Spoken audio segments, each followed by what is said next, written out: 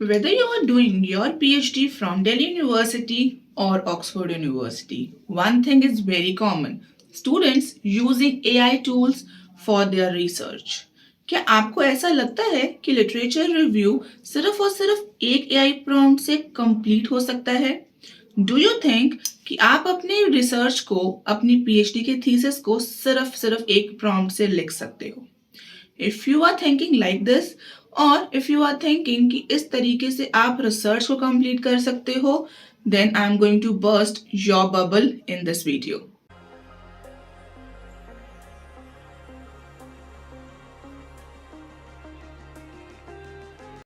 Hello everyone, welcome back to the channel. I am Dr. Silvi Acharya, founder of Sunraj Education.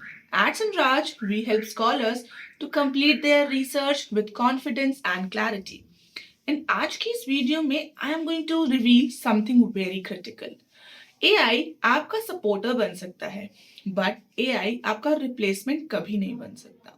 चाहे आप अपने research की starting के phase में हो, या फिर आप पोस्ट डॉक के लिए ग्रांट लिख रहे हो, या फिर आप अपने रिसर्च पेपर के लिए लिटरेचर ढूंढ रहे हो.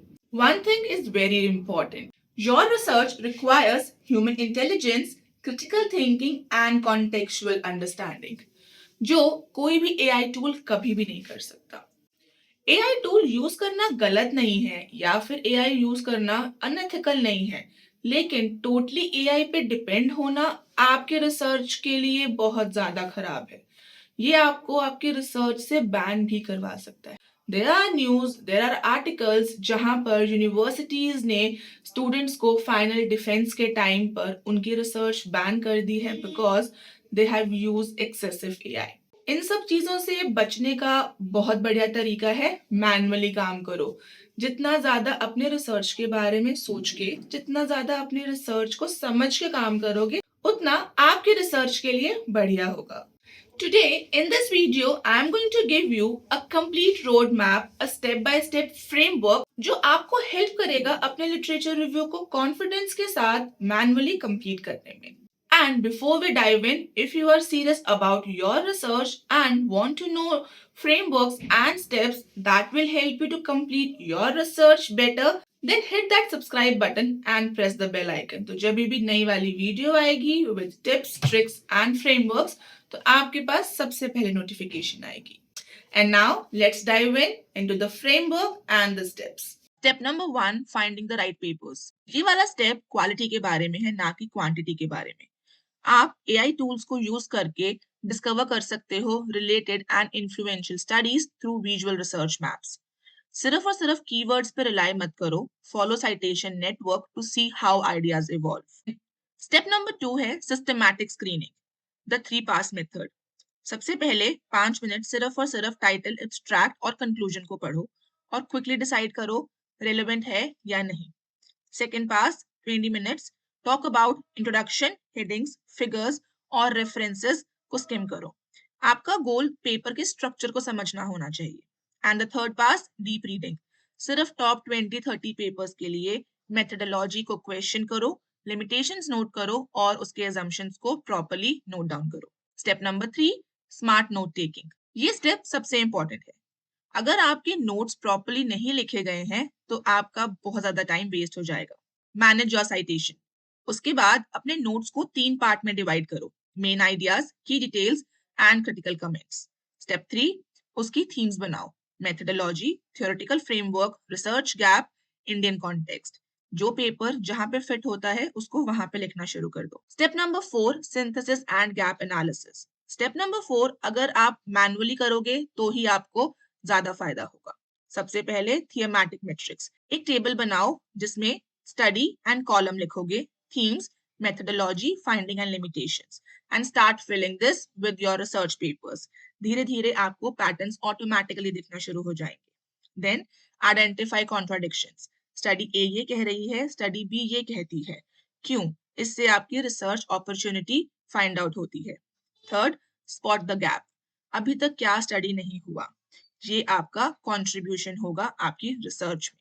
जब आप मैनुअली थियमेटिक मैट्रिक्स के अकॉर्डिंगली काम करना शुरू करोगे तो इजीली आपको पैटर्न्स भी दिखेंगे. आपको ये समझ में आएगा कि रिसर्च गैप और रिसर्च क्वेश्चंस किस तरीके से ड्राफ्ट करने हैं. And step number 5, writing the review. Now the actual writing starts. So here is the structure. First of all, write the introduction. Scope define करो, research question को clearly लिखो और ये बताओ why this research matters. Second, thematic section. Chronological नहीं, themes के according लिखो. Theory, method, finding and context. Third, critical analysis. सिर्फ और सिर्फ समरी नहीं लिखनी है, आपको इवैल्यूएशन करना है, तो आप अपनी स्टडी को उस अकॉर्डिंगली ड्राफ्ट करो. Fourth, research gap and justification. Literature क्या नहीं बताता और आपकी स्टडी उसमें क्या ऐड करेगी, ये क्लियरली दिखना चाहिए. Fifth, conclusion. की इनसाइट समराइजेशन करो और अपनी यूनिक कंट्रीब्यूशन को क्लियरली स्टेट करो. एंड लास्ट, फाइनल पॉलिशिंग के लिए you can use Grammarly, you can use QuillBot और अपनी एकेडमिक वॉइस को वहां पे मेंटेन करो. Let me be very honest, I do understand literature review बहुत टाइम कंज्यूमिंग प्रोसेस है और बहुत ज़्यादा फ्रस्ट्रेटिंग प्रोसेस है. And in this I am with you, I totally understand what you are going through. जब मैं अपनी पीएचडी की जर्नी में थी, मैं भी इसी सेम बोट में थी जिस बोट में इस टाइम पर आप हो. बट तब मैंने एक फ्रेमवर्क डेवलप किया था जिसने मुझे बहुत ज़्यादा हेल्प की थी. मैंने एक ही दिन में सारा काम कंप्लीट नहीं किया था. मैंने अपने मंथ्स को डिवाइड किया था वीक्स में एंड वीक्स को डिवाइड किया था डेज में, जिसने मेरी बहुत ज़्यादा हेल्प की थी to complete my literature review properly. Literature review में सबसे ज़्यादा जो फ्रस्ट्रेटिंग पार्ट मुझे लगता है वो ये है कि आपको एंडलेस रिसर्च पेपर्स ढूंढने होते हैं, आपको एंडलेस लिटरेचर रिव्यू समझने होते हैं, उसके बाद उनको अकेडमिकली पॉलिश करके लैंग्वेज में लिखना होता है. तो अगर आप भी सेम इसी चीज से सफर कर रहे हो तो I am conducting a workshop on 28th of February, जहां पर मैं आपको ये बताऊंगी किस तरीके से आप अपने रिसर्च पेपर्स को फिल्टर कर सकते हो और किस तरीके से अपनी स्टडी के अकॉर्डिंग रेलेवेंट रिसर्च पेपर्स को ढूंढ सकते हो. Comment workshop and I'll be sharing the link with you. Whether you are doing your research from India or you are pursuing your PhD from outside India, scholars के issues different होते हैं. Indian scholars जहाँ पे face करते हैं limited access for premium journals, whereas international students face overload of information. Indian scholars face pressure to publish in high impact journals, whereas international scholars struggle with distinguish between quality from quantity. Indian scholars के लिए language barrier आज भी एक बहुत बड़ा issue है and international scholars के लिए plagiarism. Indian scholars are still confused between supervisor expectation versus reality check, whereas international scholars are confused between synthesis paralysis. They can't connect the dots.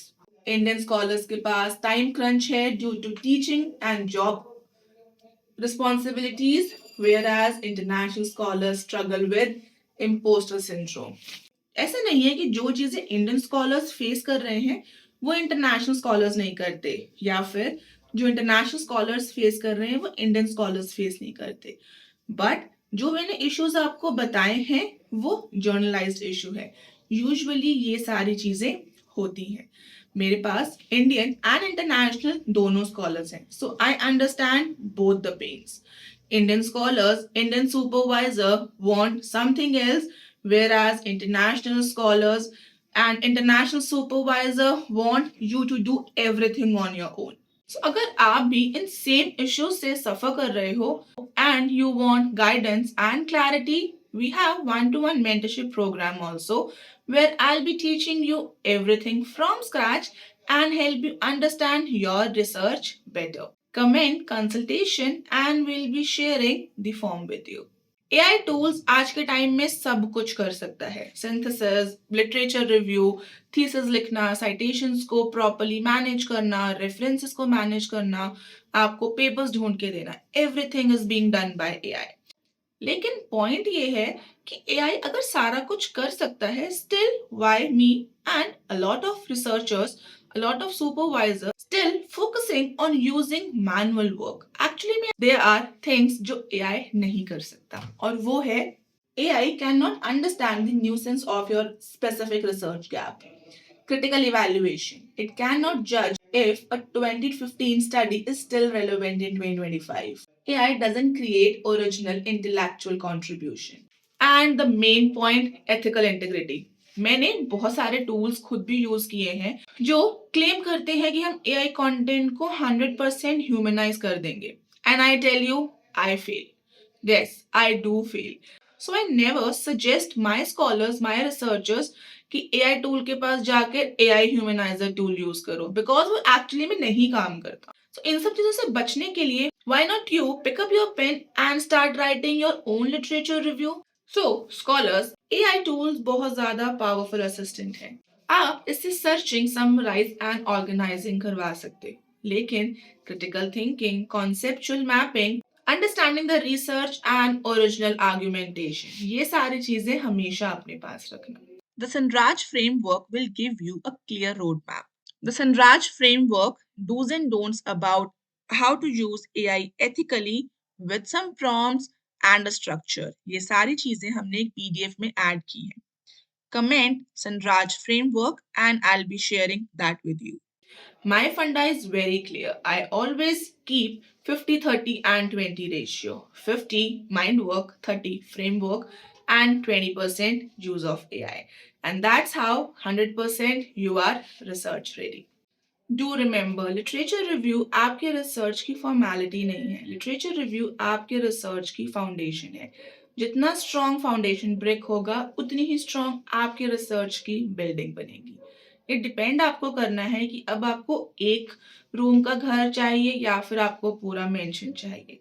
जिस accordingly काम करना है, जैसा काम करना है, उस अकॉर्डिंगली आप अपनी रिसर्च को उसी डायरेक्शन में लेके जा सकते हैं. एआई शॉर्टकट्स दे सकता है, लेकिन आपके मैनुअल फ्रेमवर्क आपको श्योर शॉट सक्सेस देते हैं. If you found this video helpful, do comment, like and share with your PhD gang. I'll be meeting you soon in next video. Till then, take care. Bye-bye.